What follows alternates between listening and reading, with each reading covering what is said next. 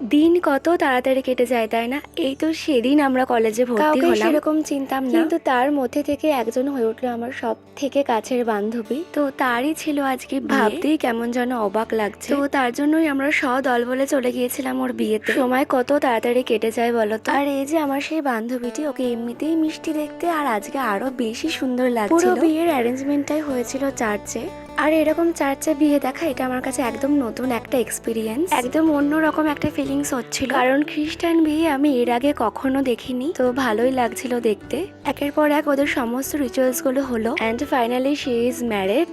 আর এই অনুষ্ঠানটা পুরোটাই হয়েছিল তাহিরপুর চার্চে, যেটা আমার বাড়ির থেকে একদমই কাছে। সবাই খুব আনন্দ করছিল, অনেক ফটোশুট হচ্ছিল, আর বাদবাকি পুরো অ্যারেঞ্জমেন্টটাই হয়েছিল ওদের বাড়িতে। তো আমরা সবাই সেখানেই যাচ্ছিলাম। ওদের বাড়িটাও ভীষণ সুন্দর করে সাজানো হয়েছিল।